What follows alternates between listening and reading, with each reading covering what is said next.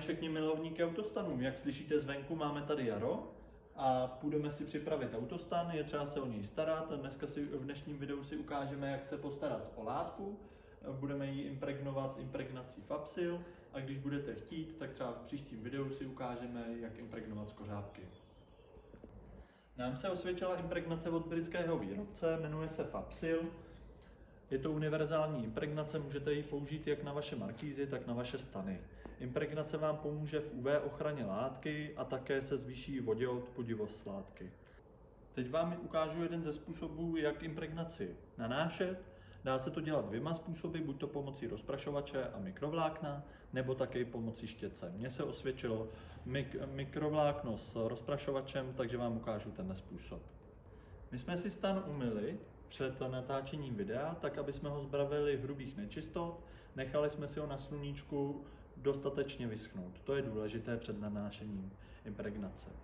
Impregnaci potom nanášíme pomocí rozprašovače a mikrovlákno.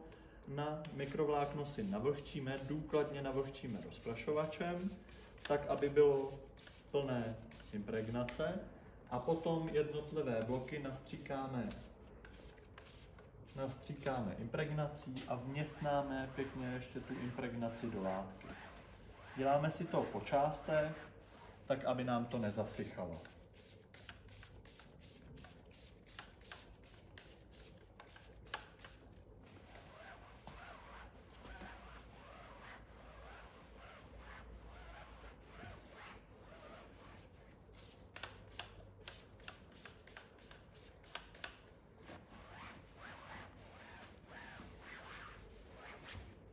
Vůbec nic na tom není, důležité je to dělat postupně a hlavně ne na sluníčku, aby vám impregnace příliš rychle nezasychala.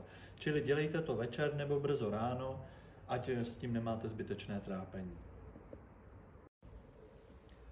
Po naimpregnování celé látky je důležité, abyste stan nechali doschnout a vyvětrat a tím jste připraveni na cestu za vašimi zážitky.